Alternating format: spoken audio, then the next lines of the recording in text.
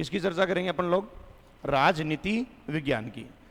देखा जाए राज मतलब शासन और नीति का मतलब प्लानिंग। देखो राज का मतलब क्या होता है भाई? राज का मतलब होता है शासन और नीति का मतलब क्या होता है? योजना। ऐसे कह दूंगा मैं, किस योजना से शासन किया जाए, किस योजना से राज चलाया जाए, या राज चलाने की योजनाएं क्या होंगी, किन नीतियों से, किन प्लानिंग से शासन चलाया जाएगा, वे प्लानिंग क्या कहलाएंगी? राजनीति। और उनका ज्ञान कराने वाला विज्ञान क्या कहलाएगा? राजनीति विज्ञान। यानी कि किसी देश के, किसी राष्ट्र के शासन को चलाने के लिए जो नीतियां, जो योजनाएं, जो प्लानिंग्स होंगी, उनका जो ज्ञान कराने वाला विज्ञान होगा वो क्या कहलाएगा? राजनीति विज्ञान। ठीक है भाई। अब देखिएगा, ये परिभाषा, ये तो एक पॉलिटिकल साइंस की नॉर्मल परिभाषा है जो हमेशा हमें बचपन से 6ठी 7वीं 8वीं से लेकर के पढ़ने को मिली है। राजनीति की असली परिभाषा, असली उसका पहलू क्या होता है जानिएगा।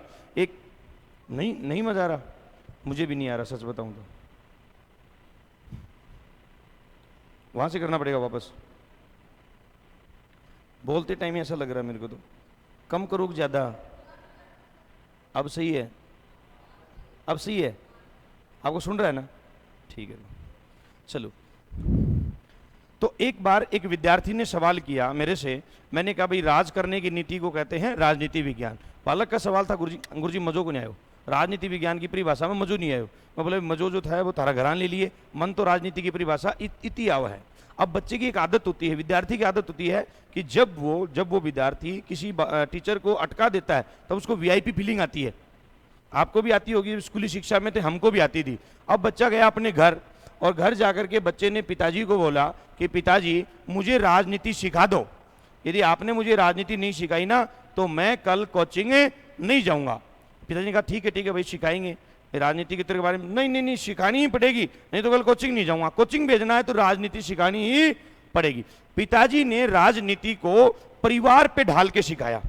एक परिवार पे पूरी राजनीति को लिया और उस बच्चे को सिखाने का प्रयास किया कि राजनीति के सकारात्मक पहलू क्या होते हैं और राजनीति के नकारात्मक पहलू क्या होते हैं। पिताजी ने उस बच्चे को बताया कि देखो बेटा, हमारे घर में कमाता कौन है? पिताजी ने बच्चे से पूछा कि बेटा हमारे घर में कमाता कौन है, कमा के कौन लाता है? तो बच्चे ने कहा पिताजी आप कमाते हो। यानी कमाने का काम कौन करते हैं? कमाने का काम करते हैं पिताजी। तो इसका मतलब बेटा मैं कमा के लाता हूं ना, तो मैं इस देश की अर्थव्यवस्था हूं। मैं इस देश की क्या हूं? अर्थव्यवस्था हूं, यानी मैं इस देश की इकोनॉमी हूं। ठीक है पापा, एक बात समझ में आ गई, आप कमाते हो और आप देश की क्या है? इकोनॉमी है। दूसरा, कमा के तो मैं लाता हूं बेटा, लेकिन उसको खर्च करने का काम कौन करता है? जो मैं कमा के लाता हूं उसको खर्च करने का काम कौन करता है? बोलो खर्च करने का काम करती है माता जी। तो बोले बेटा तेरी माता जी इस देश की सरकार हैं। आपकी माँ इसको खर्च करने का काम करती हैं, तो आपकी माँ क्या है? देश की सरकार। बोले ठीक है पापा, दो बात समझ में आ गई। कमाते आप हो तो आप अर्थव्यवस्था हो, और खर्च मम्मी करती है तो मम्मी देश की गवर्नमेंट होगी, सरकार। देख बेटा, हमारे घर में जो ये झाड़ू पोछे वाली नौकरानी आती है ना, झाड़ू पोछा करने के लिए ये जो नौकरानी आती है, ये इस देश का कर्मचारी वर्ग है। क्या है इस देश का? ये इस देश का क्या है? कर्मचारी वर्ग है। बोलो ठीक है पापा, जो कामकाज करता है वो क्या कहलाता है? कर्मचारी वर्ग। मेरे को ये 3 बात समझ में आ गई। चौथी बात, तेरा जो छोटा भाई है उससे मुझे बहुत ज्यादा उम्मीद है। पता ही नहीं भगवान जाने बड़ा होके क्या करेगा, बहुत बड़ा अचूक परिवर्तन करेगा। तो तेरा जो भाई है ना, उसके ऊपर पूरे देश का भार टिका हुआ है, तो वो है देश का भविष्य। क्या है वो? देश का भविष्य।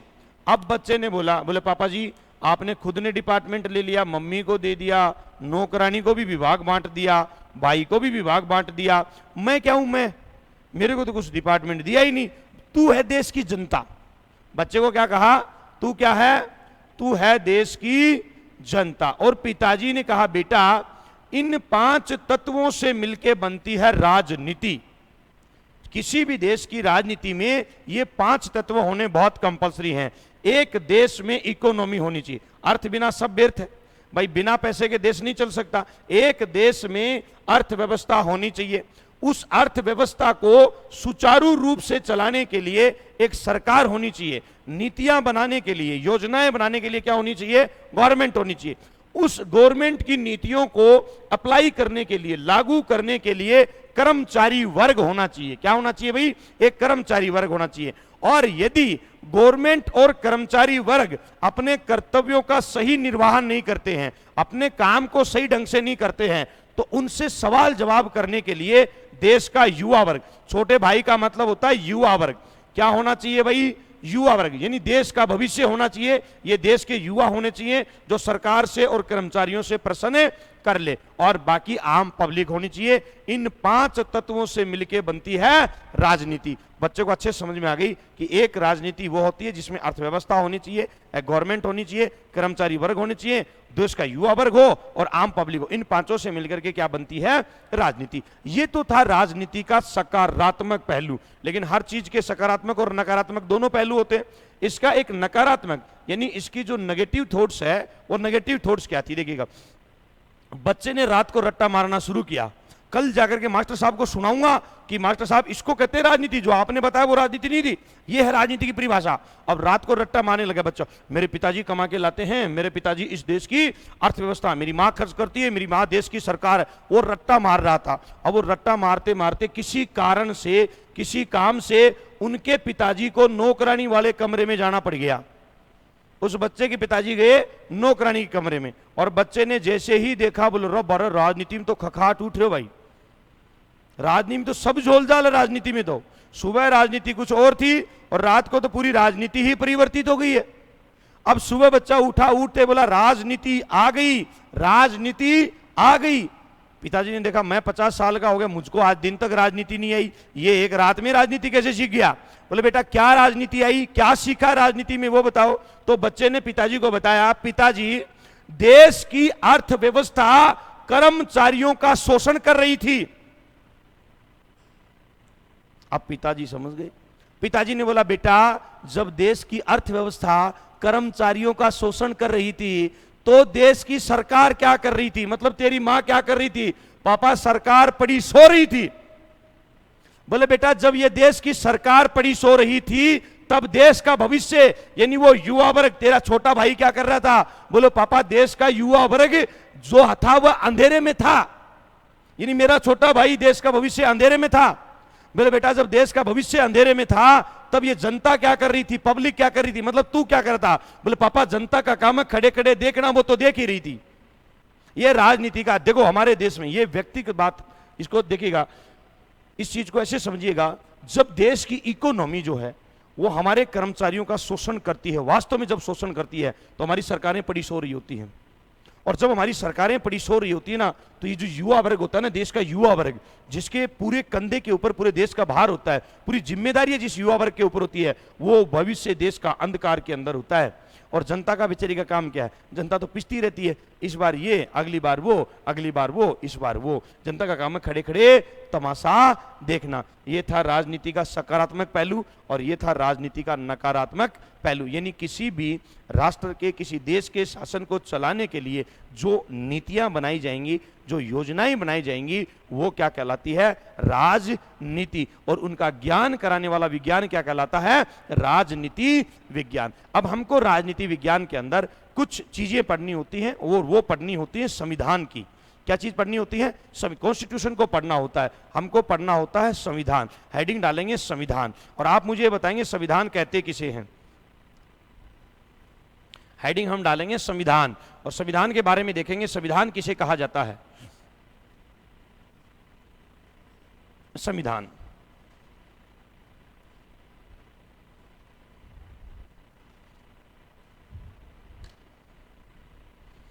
ठीक है भाई, संविधान।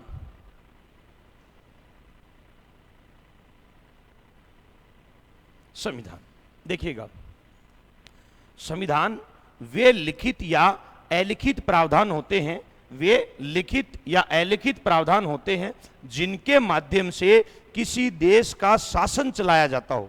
वे लिखित या अलिखित प्रावधान जिनके माध्यम से, क्या बोला मैंने?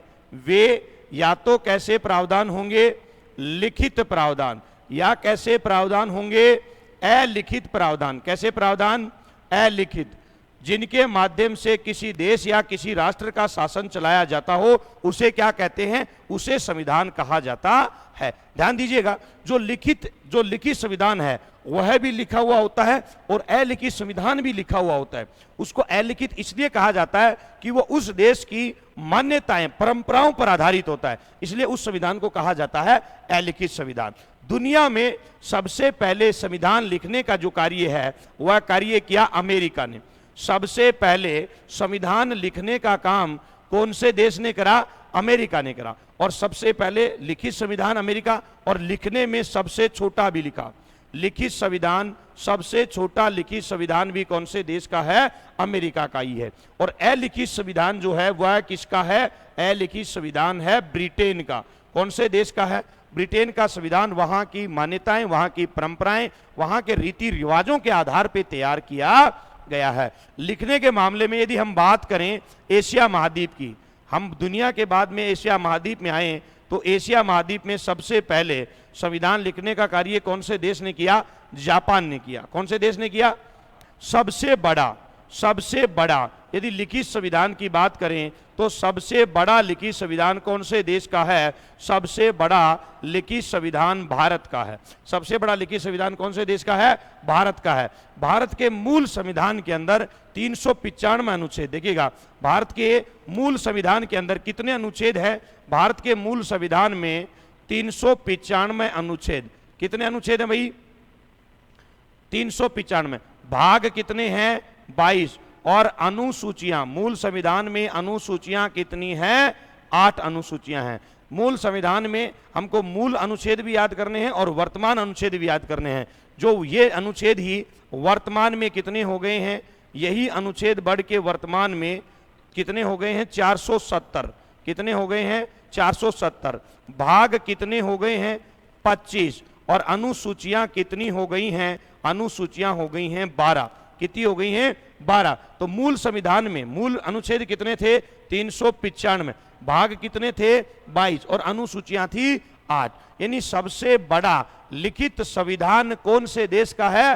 भारत का है। सबसे छोटा लिखित संविधान कौन से देश का है? अमेरिका का है। सबसे पहला लिखित संविधान भी कौन से देश का है? सबसे पहले संविधान लिखने का काम भी अमेरिका ने किया। अब हम बात करें भारत के संविधान की, कि भारत का संविधान जो है किस प्रकार भारत का संविधान का निर्माण हुआ, उस प्रक्रिया की हम लोग बात करें। उससे पहले थोड़ा बहुत कुछ लिख लो, फिर आगे बात करते हैं भारत के संविधान की। लिखे, हेडिंग डालेंगे संविधान, छोटी सी हेडिंग डालो संविधान, ठीक है। लिखो, वे लिखित या अलिखित प्रावधान, वे लिखित या अलिखित प्रावधान, वे लिखित या अलिखित प्रावधान जिनके माध्यम से, वे लिखित या अलिखित प्रावधान जिनके माध्यम से किसी देश का, जिनके माध्यम से किसी देश का शासन चलाया जाता हो, वे लिखित या अलिखित प्रावधान जिनके माध्यम से किसी देश का शासन चलाया जाता हो, उसे संविधान कहते हैं। जिनके माध्यम से किसी देश का शासन चलाया जाता हो, उसे संविधान कहा जाता है, ठीक है। आगे लिखो, विश्व का पहला लिखित संविधान अमेरिका का है। विश्व का पहला लिखित संविधान अमेरिका का है। विश्व का पहला लिखित संविधान अमेरिका का है, ठीक है।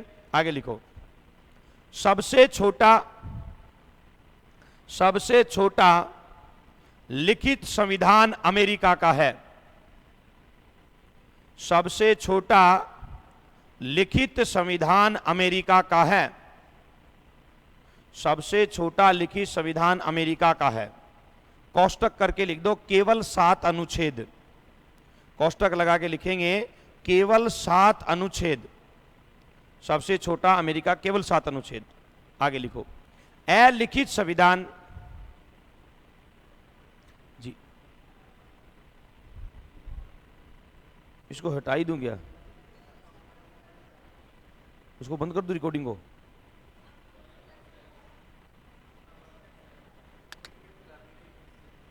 रिकॉर्डिंग में नहीं जाएगी इससे आवाज, ये है रिकॉर्डिंग करनी है बंद को।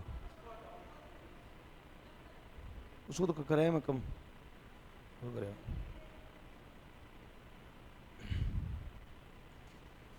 मेरी तो वैसे ही बहुत तेज आवाज है, ऐसे ही सुन जाएगी आपको। अब ठीक है, कहीं ऐसा नहीं हो रिकॉर्डिंग में आवाज नहीं आए फिर। ठीक है, देखते हैं जैसा भी रहेगा। अपन अपने तो लिखो एक बार, है ना। चलो लिखो, लाइन क्या थी? हाँ लिखो, अलिखित संविधान ब्रिटेन का है। अलिखित संविधान ब्रिटेन का है। ठीक है, हाँ सबसे पहला नहीं, पहले आखिरी नहीं, बहुत से देश हैं जिनके मतलब अलिखित संविधान है। आगे लिखो, विश्व का सबसे बड़ा, विश्व का सबसे बड़ा लिखित संविधान, विश्व का सबसे बड़ा लिखित संविधान भारत का है। विश्व का सबसे बड़ा लिखित संविधान भारत का है, जिसमें मूल संविधान में, अब ये उतारो, जिसमें मूल संविधान में ये उतारो और वर्तमान में ये उतारो। मैं अच्छे से लिख देता हूं, मूल संविधान में,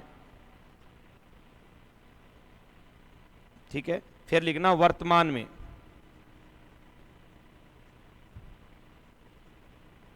वर्तमान में लिखना अनुच्छेद,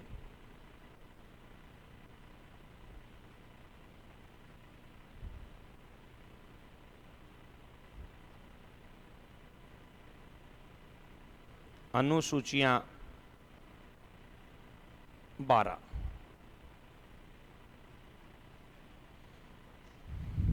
अनुसूचियां कितनी हैं? 12।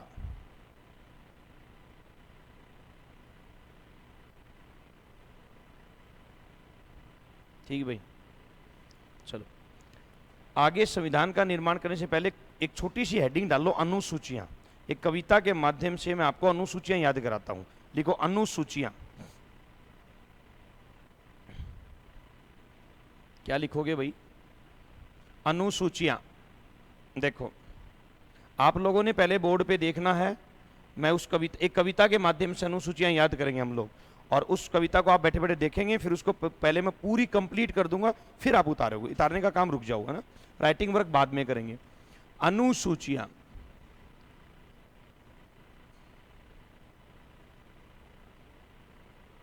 ठीक है भाई। देखो, एक मैं कविता लिख रहा हूं, क्या लिख रहा हूं, और उस कविता के माध्यम से ही हमारी पूरी अनुसूचियां जो हैं वो तैयार हो जाएंगी। आप बैठे बैठे पढ़ते रहो।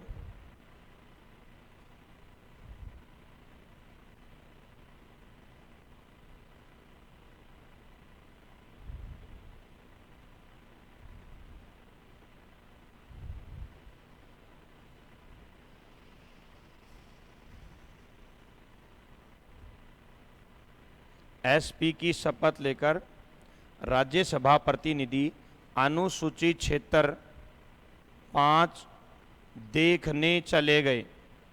5 देखने चले गए। वहाँ जनजाति की, वहाँ जनजाति की शक्ति और भाषा देख, वहाँ जनजाति की शक्ति और भाषा देख संपत्ति पर अधिकार कर, संपत्ति पर अधिकार कर दल बदलना भूल गए। संपत्ति पर अधिकार कर दल बदलना भूल गए।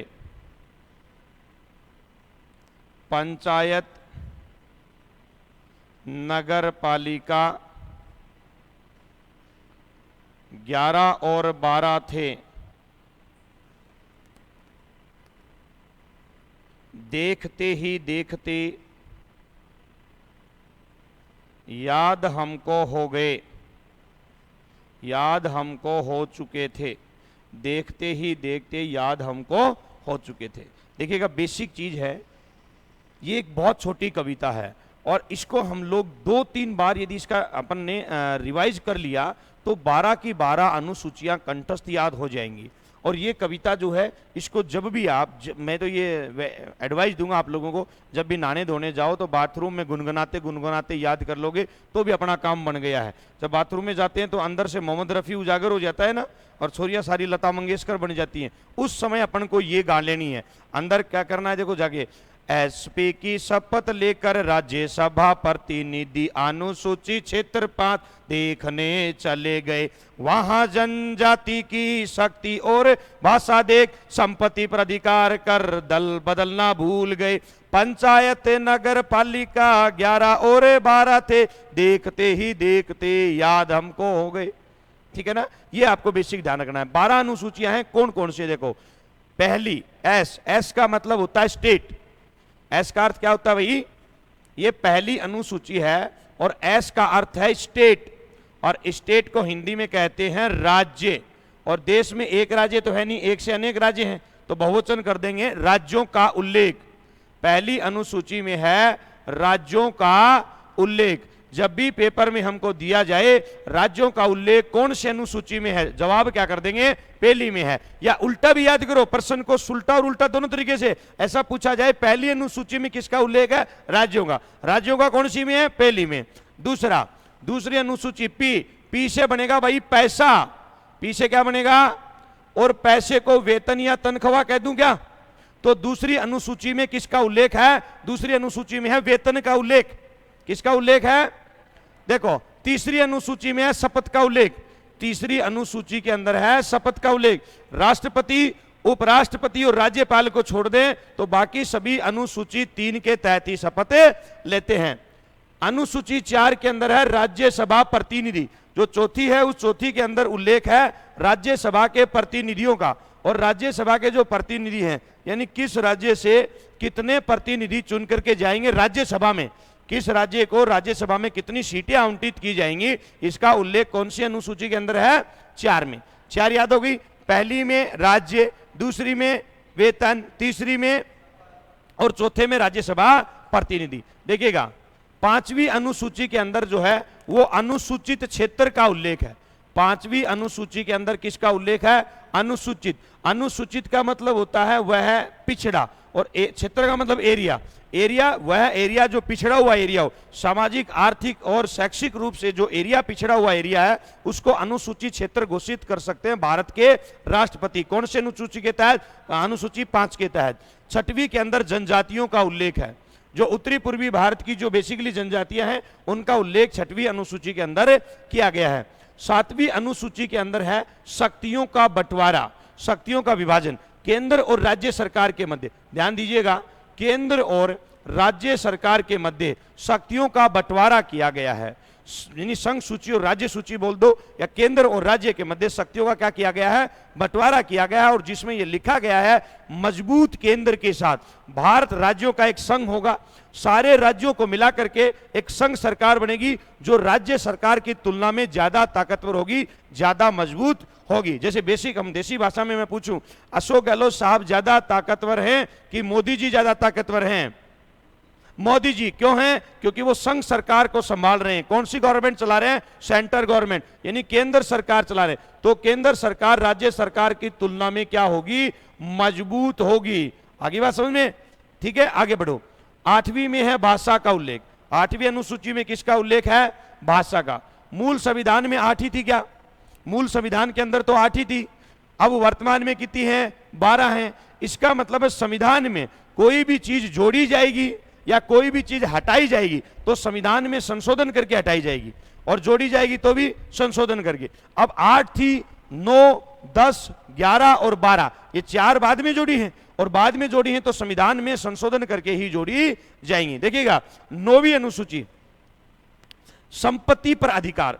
9वीं का अर्थ क्या भाई, संपत्ति पर अधिकार। संपत्ति का बेसिक अर्थ समझिएगा, संपत्ति को अंग्रेजी में कहते हैं प्रॉपर्टी। आपका मोबाइल आपकी प्रॉपर्टी है, आपकी स्कूटी आपकी प्रॉपर्टी है, आपकी गाड़ी आपकी प्रॉपर्टी है, आपका जो सोना चांदी वो आपकी प्रॉपर्टी है। लेकिन भारत में मूल प्रॉपर्टी संपत्ति मानी जाती है भूमि, जमीन, जायदाद, भूखंड, मकान, दुकान को, ये हमारी मूल प्रॉपर्टी होती है। तो यहाँ पर संपत्ति है 9वीं अनुसूची, देखिएगा यहाँ ये 9वीं अनुसूची है और इसके अंदर था भूमि अधिग्रहण बिल। भूमि अधिग्रहण बिल यानी कि ऐसा बिल जिसमें भूमि संबंधी, भूमि सुधार संबंधी नियम, कैसे नियम थे, भूमि सुधार संबंधी प्रावधान या नियम, यानी 9वीं अनुसूची जुड़ने वाली पहली अनुसूची है क्या भाई? 8 तो मूल थी, 9, 10, 11, 12 बाद में जुड़ी। इधर देखो 9वीं, 10वीं, 11वीं और 12वीं ये 4 बाद में जुड़ी हैं। जुड़ने वालों में नंबर तो 9 की है, पर जुड़ने वालों में पहली है कि बाद में संशोधन करके जुड़ने, तो पहली है तो पहले ही संशोधन। संविधान का पहला संविधान संशोधन हुआ था 1951 ईस्वी में, उसी के अंदर भूमि अधिग्रहण बिल लाया पंडित जवाहरलाल नेहरू द्वारा। और जो जमीनें हैं, जमीन में जमींदारों की जमीनें जो थी वो किसानों के नाम ट्रांसफर कर दी। पहले जमीन का वास्तविक मालिक जमीन का जमींदार होता था और इस अनुसूची के तहत जमींदारों से जमीन लेकर के जो काश्तकार, जो किसान जमीन को जोतते थे, उन्हीं को जमीन का वास्तविक स्वामी मान लिया गया। तो पहली जुड़ने वाली पहली 9वीं अनुसूची है और पहले संविधान संशोधन 1951 द्वारा जोड़ी गई। 10वीं है दल बदल कानून। 10वीं है दल बदल कानून, और दल बदल कानून जो है वो 52वां संविधान संशोधन किया गया 1985 में। 52वां संविधान, उस समय राजीव गांधी भारत के प्राइम मिनिस्टर से तात्कालिक प्रधानमंत्री राजीव गांधी के टाइम में जो लोग पार्टियां बदल लेते हैं, दल बदल लेते हैं, उनके लिए एक नियमावली तैयार की गई और उस नियमावली को तैयार करके 52वें संविधान संशोधन 1985 द्वारा दल बदल कानून को संविधान की 10वीं अनुसूची के अंदर इसको संवैधानिक दर्जा दिया गया। तो 10वीं क्या है? दल बदल कानून। देखिएगा 11 पे है पंचायत और 12 पे है नगर पालिका। 11वीं में पंचायती राज को संवैधानिक दर्जा दिया गया और 12वीं में नगर पालिका को संवैधानिक दर्जा दिया गया। ये दोनों को दर्जे दिए गए 73वां व 74वें संविधान संशोधन, और दोनों के दोनों संशोधन 92 में किए गए और दोनों के दोनों संशोधन 93 में लागू हुए। तात्कालिक प्रधानमंत्री पीवी नरसिम्हा राव के टाइम में 73वां संविधान संशोधन अधिनियम 1992 में आया जो 24 अप्रैल 1993 को लागू हुआ और उसी के तहत पंचायती राज को 11वीं अनुसूची में जोड़कर संवैधानिक दर्जा दिया गया था। तात्कालिक प्रधानमंत्री पीवी नरसिम्हा राव के टाइम में ही 74वां संविधान संशोधन होता है और उस संशोधन के अंदर जो संशोधन 1 जून 1993 को लागू होता है और नगर पालिका को 12वीं अनुसूची के तहत जोड़ करके संवैधानिक दर्जा दे दिया जाता है। तो टोटल अनुसूचियां कितनी होगी? 12। इस कविता को हमको याद कर लेना है। एक बार उतारने का राइटिंग वर्क करो, उतारने का काम करो, यूं के यूं उतारो, उसको उतारने का काम करो भाई।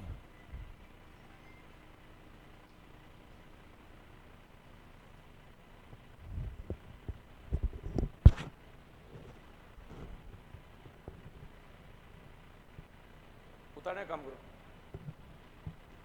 जल्दी बोलो। ठीक।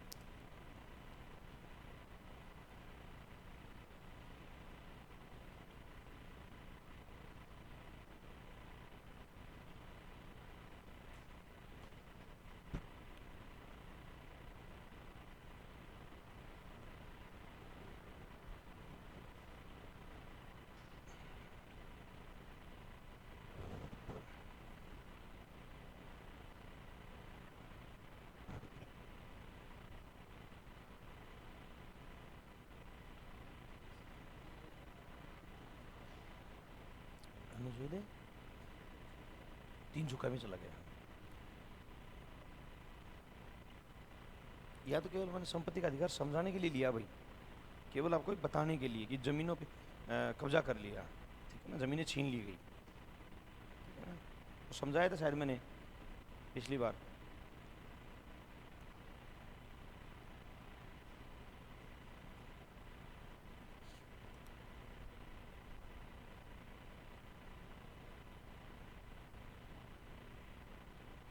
आप लोग रीट की भी तैयारी कर रहे हो ना दोनों?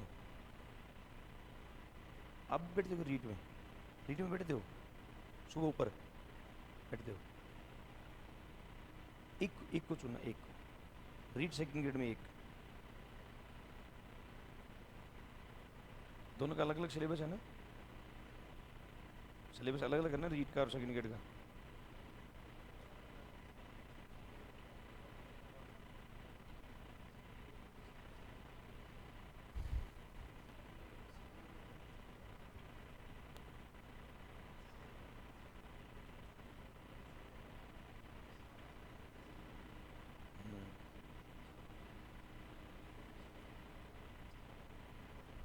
पढ़ने पड़ेंगे।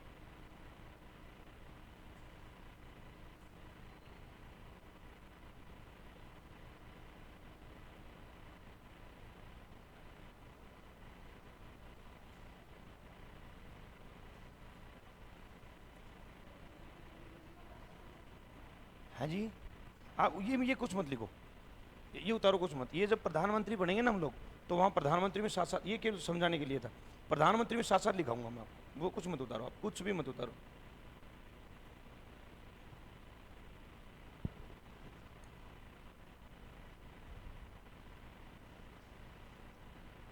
उतार लिया? चलो छोटी सी हेडिंग डालो, भारत के संविधान का निर्माण। भारत के संविधान का निर्माण।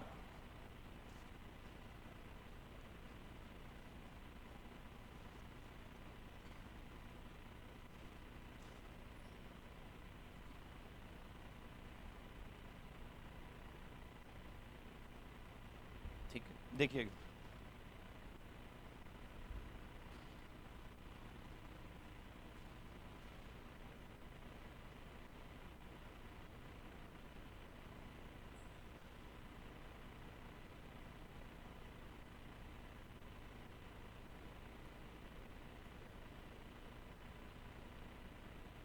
देखो, हमारे देश में पहले राजतंत्र था। क्या था? राजतंत्र। राजतंत्र का अर्थ था राजा का बेटा ही राजा बनता था। हम लोग मौर्य वंश से देख के आ रहे हैं कि ये राजा मर गया तो उसका बेटा या उसका कोई रिश्तेदार ही राजा बनता था, उस राजा के बाद उसका राजा, उसका बेटा राजा, उसका बेटा राजा, मतलब भारत में था राजतंत्र। अब हम संविधान बनाएंगे तो हम आएंगे लोकतंत्र की तरफ, डेमोक्रेसी की तरफ आएंगे। अब हमारे देश के अंदर डेमोक्रेसी नाम की चीज़ तो है नहीं, हमारे यहाँ तो रहा राजतंत्र। अब राजतंत्र में हमारे लास्ट मोमेंट पे हमारे ऊपर जो राज रहा वो रहा अंग्रेजों का। जब हम लोग जिनसे आज़ादी चाहते हैं, जिनको हम संविधान बनाने की बार बार कह रहे हैं, वो किनको कह रहे हैं हम लोग? अंग्रेजों को। अब देखिएगा, सबसे पहले हम लोग यहाँ पहुँचने से पहले थोड़ा सा पिछले एपिसोड की जानकारी लेके आते हैं, पीछे जाते हैं कि हुआ क्या, यहाँ तक हम लोग कैसे पहुँचे हैं। भारत में ईस्ट इंडिया कंपनी, कौन सी भाई? ईस्ट इंडिया कंपनी भारत के अंदर 1608 ईस्वी में आती है। और ईस्ट इंडिया कंपनी को भारत में या पूर्वी देशों के साथ व्यापार करने की अनुमति वहाँ की रानी एलिजाबेथ 1600 में देती है कि आप पूर्वी देशों के साथ जाकर के व्यापार करो। और कंपनी 1608 ईस्वी में भारत आई और भारत में आके इस कंपनी ने सूरत में अपना पहला व्यापारिक कारखाना खोला, और सूरत पड़ता है गुजरात में। इतिहास में हम लोग इस बात को देख चुके होते हैं कि ईस्ट इंडिया कंपनी के प्रतिनिधि के रूप में सबसे पहले 1611 ईस्वी में कैप्टन हॉकिंस ने मुगल शासक जहांगीर से मुलाकात करी और व्यापार करने की भारत में अनुमति मांगी। यानी ये कंपनी भारत में मुख्य किस उद्देश्य से आई थी? ये कंपनी भारत में मुख्यतः व्यापार करने के उद्देश्य से आई थी। किस उद्देश्य से आई थी? भारत के अंदर जाकर के व्यापार किया जाए। इस कंपनी को 1611 में मान्यता नहीं मिली, लेकिन जब 1616 ईस्वी में सर टॉमस रो ने अजमेर के अंदर मुगल शासक जहांगीर से मुलाकात करी, उस समय मुगल शासक जहांगीर ने सर टॉमस रो को व्यापार करने की अनुमति दे दी। ये कंपनी 1616 से इंडिया में व्यापार करने लग गई। धीरे धीरे इस कंपनी ने भारत से इतना पैसा कमाया, भारत का कर लिया आर्थिक शोषण, क्योंकि भारत से कच्चे माल को ले जा करके इंग्लैंड में ले गए, वहां पर पक्के में बदल के भारत में डबल ट्रिपल या 4 गुना रेट में वापस बेच दिया। धीरे धीरे इनके पास पैसा आया। भारत की कुछ राजनीतिक स्थितियां ऐसी थी, इन्होंने भारत के अंदर देखा कि भारत का देशी राजा एक नहीं है, आपस में राजा आपस में लड़ रहे हैं, एक राज्य वाला राजा दूसरे राज्य वाले राजा से लड़ रहा है, और इन्होंने उस फूट का फायदा उठाने का प्रयास किया, और उस फूट के चलते चलते इन्होंने भारत में सत्ता हथियाने की प्लानिंग कर ली। और इस उद्देश्य से इन्होंने 1757 में एक लड़ाई लड़ी, जिस लड़ाई को कहा जाता है प्लासी का युद्ध। लड़ाई को कहा जाता है प्लासी का युद्ध। प्लासी के युद्ध में अंग्रेजों को जीत मिली, तो अंग्रेजों का शासन भारत में स्थापित हो गया, मुख्यतः बंगाल के अंदर अंग्रेजों का राज आया, और बंगाल से फिर वहां ने पूरे देश के शासन को धीरे धीरे नियंत्रित करने लग गए। इस समय अंग्रेजों का मुकाबला करने के लिए इस समय मराठा शक्ति का उत्कर्ष हो रहा था। इस समय राजपूतों का पतन चल रहा था, और मराठे जो थे वो उत्कर्ष की ओर बढ़ रहे थे। यानी मराठे जो थे वो पावरफुल थे। इतना था मराठों का पावर कि जिसको चाहते थे मराठे उसी को मुगल शासक नियुक्त कर देते थे। यानी पावरफुल थे मराठे। अंग्रेजों के यदि कोई टक्कर लेने वाला, बढ़िया कोई टक्कर लेने वाला था, तो वो थे मराठे। लेकिन मराठों ने भी एक बेसिक गलती कर दी। मराठों ने 1761 ईस्वी के अंदर पानीपत की तीसरी लड़ाई में मराठों ने 1761 ईस्वी में अहमद शाह अब्दाली से हार झेल ली।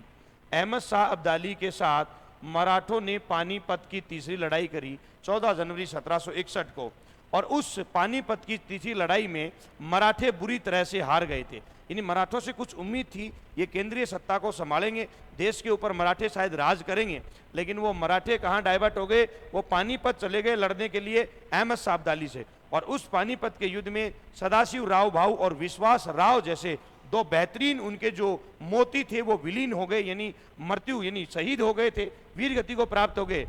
पानीपत की तीसरी लड़ाई ने ये तो तय नहीं किया कि देश पे राज कौन करेगा, बट ये जरूर तय कर दिया कि अब देश पे राज मराठे तो नहीं करेंगे।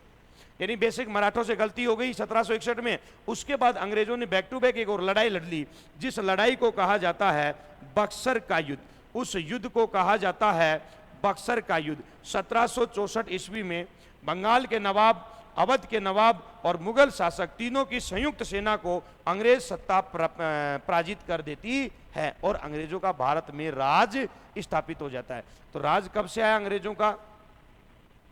1757 से। धीरे धीरे इंडिया के अंदर रूल करते करते अंग्रेजों को 100 वर्ष पूरे हो गए थे। भारत में शासन करते करते अंग्रेजों को जब 100 साल पूरे हुए, तो भारत में बहुत बड़ी क्रांति हुई, जिसको बोला जाता है 1857 की क्रांति। एक ऐसी क्रांति जिस क्रांति से आज़ादी तो नहीं मिली, उस क्रांति से स्वतंत्रता तो हमारे पास नहीं आई, लेकिन उस क्रांति ने हमको आज़ादी महसूस करा दी कि यदि हम आज़ाद होंगे तो किस प्रकार से अपने आप को महसूस करेंगे। 1857 का जन विद्रोह, या उसको कई इतिहासकार सैनिक विद्रोह भी बोलते हैं, यानी बहुत बड़ा एक विद्रोह हो जाता है। और विद्रोह के भी कई कारण रहते हैं, क्योंकि 100 साल का जो अंग्रेजों का राज भारत में रहता है, उस 100 साल के राज में कुछ ऐसे काम अंग्रेज कर देते हैं जिनसे भारत की पब्लिक नाखुश होती है, असंतुष्ट होती है। 100 साल का बहुत लंबा पीरियड होता है, और किसी भी सत्ता से, किसी भी शासन से जनता 100 साल में ऊब जाती है। और अंग्रेजों ने तो कुछ नियम ही ऐसे लाए थे, धार्मिक अटैक कर दिया भारत के ऊपर, भारत का आर्थिक शोषण करना शुरू कर दिया। राजनेताओं पे यानी कुछ देशी राजाओं के राज्य हड़प लिए। जैसे बात करें हम लॉर्ड डलहौजी की व्यापक नीति थी, राज्य हड़प की नीति थी लॉर्ड डलहौजी की। बात करें लॉर्ड वेलेस्ली की, वेलेस्ली ने सहायक संधि करी राज्यों के साथ। उन राजनीतिक कारणों से भी हमारी पब्लिक जो थी वो नाराज थी। कुछ मुगल शासक का अपमान कर दिया, तो मुगल शासक बहादुर शाह जफर था, जिसको बहादुर शाह द्वितीय बोलते हैं, उसका अपमान कर दिया। और कुछ हमारे सैनिकों का अपमान हो गया, क्योंकि सैनिकों को छोटी क्लासों में हम लोग पढ़ के आ चुके होंगे, सैनिकों को चर्बी वाले कारतूस का प्रयोग करना था, सैनिकों को रंग रूटों को समुद्र पार जाकर के सेवाएं देनी होती थी। और भारत के सैनिक जो ब्रिटिश सेना के अंदर होंगे वो सूबेदार के पद से ऊपर नहीं जा पाएंगे, यानी हमारे यहाँ पदोन्नति का भी अधिकार नहीं था हमारे सैनिकों को, और अंग्रेज सैनिकों की तुलना में कम वेतन और कम भत्ते दिए जाते थे। इसके साथ साथ हमारे सैनिक भी नाराज हो गए और एक बहुत बड़ा विद्रोह हो गया 1857। उस विद्रोह के बाद में हम कंटिन्यूअस रुकने वाले नहीं थे। 1947 तक हम लोगों ने हमारा अभियान जारी ही रखा और हमारे लाखों लोग वीर गति को प्राप्त हो गए। लेकिन हमने जो है वो संविधान की मांग बार बार करी। संविधान की मांग, संविधान के दर्शन सबसे पहले होते हैं 1895 से। कब होते हैं भाई? जब बाल गंगाधर तिलक जो हैं उनके निर्देशन में, बाल गंगाधर तिलक के निर्देशन में स्वराज्य बिल लाया जाता है। बाल गंगाधर तिलक के नेतृत्व में स्वराज्य बिल आता है। और हम छोटी कक्षाओं में यह भी पढ़ते थे कि बाल गंगाधर तिलक ने कहा था, आजादी स्वतंत्रता मेरा जन्मसिद्ध अधिकार है और मैं इसको लेकर रहूंगा। यानी संविधान के हमें दर्शन कब से और कहां से हो जाते हैं? संविधान के दर्शन बाल गंगाधर तिलक के स्वराज्य बिल से हो जाते हैं 1895 से। केवल दर्शन होते हैं, संविधान का अब तक निर्माण नहीं किया गया है। संविधान निर्माण के लिए समय समय पर हमारे अनेक नेताओं ने बार बार मांग करी। उन नेताओं में एक नेताजी हैं महात्मा गांधी, जिनका नाम हम जोड़ना चाहेंगे। महात्मा गांधी नाम सुना है? अरे भाई नाम सुना है क्या? पढ़ा है? गांधी दर्शन देखिएगा। इसी क्रम में मैं बात करता हूं गांधी जी की। महात्मा गांधी, महात्मा गांधी, महात्मा गांधी जी साउथ अफ्रीका में रहते थे। दक्षिणी अफ्रीका में वकालत का कार्य करते थे, एक बैरिस्टर थे, वकील थे वहां पर। एक बार महात्मा गांधी जी को ट्रेन में फर्स्ट क्लास का टिकट लेकर के ट्रैवल कर रहे थे। और देखो दक्षिणी अफ्रीका में गोरे और काले का रंग भेद बहुत ज़्यादा चलता है, आपने कभी देखा हो तो मैच वैच में भी, टीवी में भी देखा करो, क्रिकेटरों में भी गोरे काले का भेद है। वहाँ पर हम लोगों को काला बोलते ही हैं, वो गोरे और हम लोग काले हैं। तो दक्षिणी अफ्रीका में फर्स्ट क्लास की टिकट लेने के बाद गांधी जी को ट्रैवल नहीं करने दिया और उनको ट्रेन से धक्का देके, डब्बे से धक्का देके नीचे गिरा दिया कि आप काले हैं, ये डब्बा गोरों के लिए रिजर्व्ड है। तो गांधी जी ने कहा मेरे पास टिकट है, टिकट लेके बैठा हूं मैं, रिजर्वेशन करवा के बैठा हूं। बोल नहीं नहीं, गोरों को बैठने का अधिकार है, केवल कालों को नहीं बैठने का, आप तो निकलो यहां से, बाहर निकलो। और गांधी जी को धक्का देकर के ट्रेन से नीचे गिरा दिया। उसी समय गांधी जी ने बोला था, तुम मुझे ट्रेन से निकाल रहे हो, मैं तुमको मेरे देश से निकाल दूंगा। आई बैक टू माई कंट्री, मैं मेरे देश वापस जा रहा हूं और तुम गोरों को मेरे देश से निकाल दूंगा। जब भी किसी इंडिविजुअल संस्था ने, ध्यान दीजिएगा, जब भी किसी संस्था ने, जब भी किसी इंडिविजुअल व्यक्ति ने कोई बहुत बड़ा परिवर्तन किया है, उस परिवर्तन के पीछे जिद आई है। चाहे आप उसके पीछे आप किसको ले लेंगे, चाहे आप ले लेंगे चाणक्य को, मौर्य राजा नंद राजा धनानंद के राज का विनाश करने में किसका हाथ था?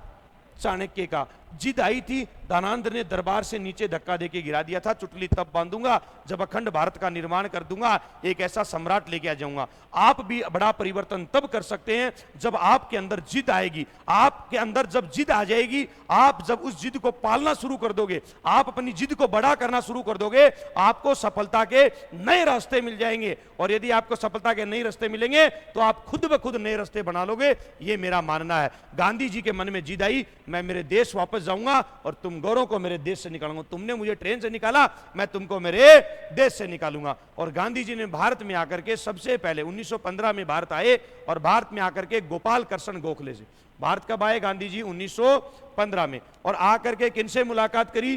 गोपाल कृष्ण गोखले से। देखिएगा, गांधी जी ने गोपाल कृष्ण गोखले से मुलाकात करी और इनसे मुलाकात करके भारत की राजनीतिक स्थितियों को जाना कि भारत की राजनीति है किस प्रकार की, भारत की पॉलिटिक्स में चल क्या रहा है। और इनको गांधी जी ने अपना राजनैतिक गुरु बना लिया। क्या बना लिया भाई?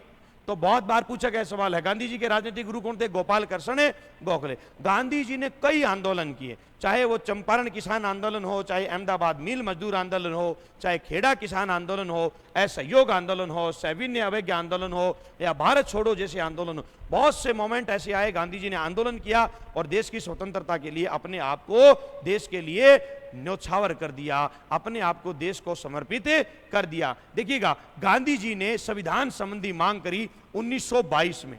गांधी जी ने 1922 में मांग करी, और गांधी जी ने मांग करी भारत का संविधान होना चाहिए, भारत का संविधान बनना चाहिए, और वो भी भारतीयों की इच्छा से ही बनना चाहिए। मांग करने वाले व्यक्ति गांधी हैं। दर्शन हमको कहां से हो जाते हैं? बाल गंगाधर तिलक के स्वराज्य बिल से। इसके बाद में भारत के अंदर एक कमीशन लाया जाता है, जिस कमीशन का नाम है साइमन कमीशन।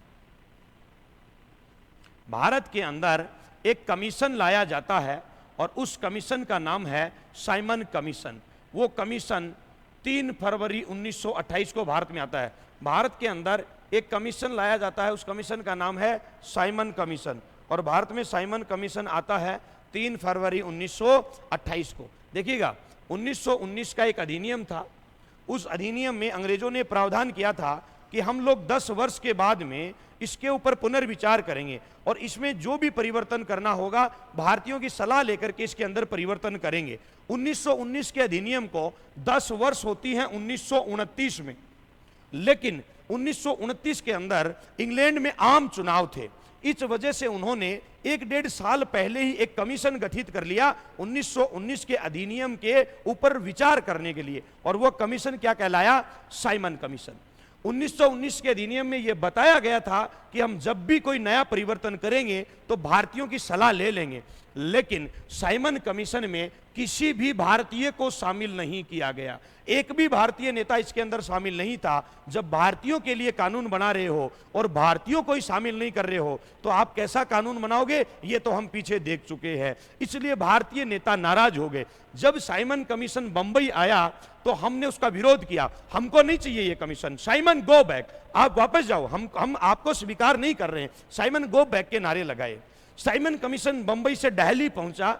जब दिल्ली आया तो उसका फिर विरोध हमने किया। हमारे देसी जो लोकल नेता थे उन्होंने विरोध किया, भाई भारत का एक भी नेता शामिल नहीं है, हमसे पूछे बिना हमारे ऊपर नियम थोप देते हो और हम आपके नियमों को मान लेते हैं। हमारे देश के लिए, हमको स्वतंत्र करने के लिए, हमारा संविधान बनाने के लिए क्या करना है वो हमसे पूछो तो सही कम से कम। अब जब साइमन कमीशन दिल्ली से गया लाहौर, लाहौर कहां पड़ता है? वो पंजाब वाला इलाका, वही पंजाबी उनके अंदर पूरा जोश। जब लाहौर में गया तो कुछ युवा क्रांतिकारी थे, उन युवा क्रांतिकारियों ने बहुत तगड़ा विद्रोह कर दिया, Simon go back. Lala Lajpat Rai गरम दल के नेता थे और लाला लाजपत राय के नेतृत्व में साइमन गो बैक के नारे लगाए। विवाद इतना बढ़ गया कि पुलिस को लाठीचार्ज करना पड़ा। आंदोलनकारियों को रोकने के लिए पुलिस को बल का प्रयोग करना पड़ा, आंसू गैस के गोले छोड़ने पड़े, लाठियां बरसानी पड़ी, और जब लाठियां बरसाई उन लाठियों में लाला लाजपत राय बुरी तरह से घायल हो जाते हैं, और घायल होने के बाद उनका देहांत हो जाता है, वो मर जाते हैं। और जब लाला लाजपत राय मर जाते हैं तो उनके जो युवा क्रांतिकारी होते हैं भगत सिंह जैसे, उनमें जोश आता है और वो 2 अंग्रेज अधिकारियों को वहीं पर मार देते हैं। अब इधर से तो भारत के एक लीडर मर गए हैं लाला लाजपत राय, और उधर से 2 अंग्रेज अधिकारी मर गए हैं। अब इसके ऊपर अंग्रेजों को बड़ा जोश आया। आप बार बार मांग करते हो हमारा संविधान बनाओ, हमारा संविधान बनाओ। अरे तुम्हारा बनाए तो क्या बनाए? क्या आप में वो क्षमता है? कुछ ऐसे डॉक्यूमेंट्स आप हमको पेश कर दो भाई, कुछ ऐसा प्रारूप बना करके, कुछ कागजात लेकर के तो आओ, तुम्हारा बनाए क्या?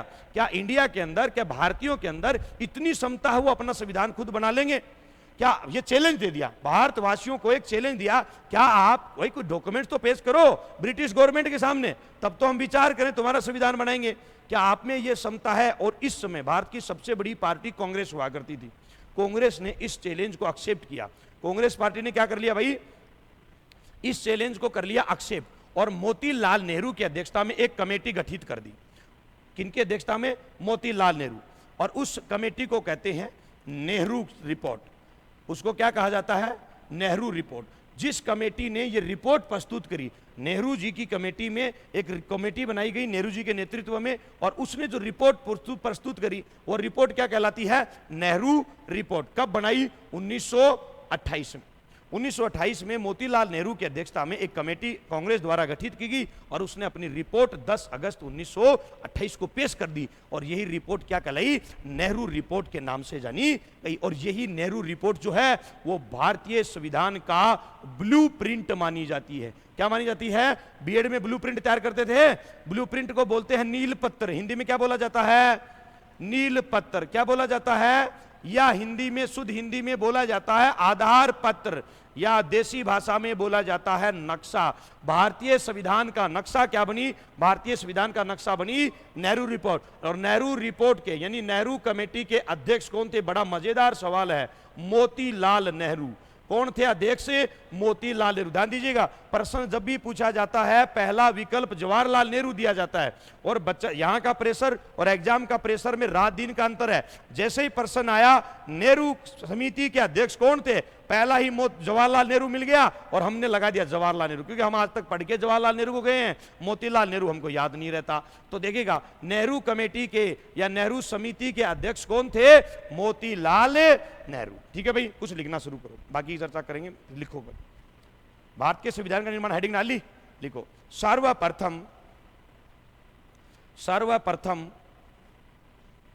1895 ईस्वी में, सर्वप्रथम 1895 ईस्वी में बाल गंगाधर तिलक के स्वराज्य बिल से, सर्वप्रथम 1895 ईस्वी में बाल गंगाधर तिलक के स्वराज्य बिल से हमें संविधान के दर्शन होते हैं। बाल गंगाधर तिलक के स्वराज्य बिल से हमें संविधान के दर्शन होते हैं। स्वराज्य बिल से हमें संविधान के दर्शन होते हैं। ठीक है, आगे लिखो, अगली लाइन में लिखना। 1922 ईस्वी में, 1922 ईस्वी में महात्मा गांधी ने, 1922 ईस्वी में महात्मा गांधी ने मांग की कि 1922 ईस्वी में महात्मा गांधी ने मांग की कि भारत का संविधान, मांग की कि भारत का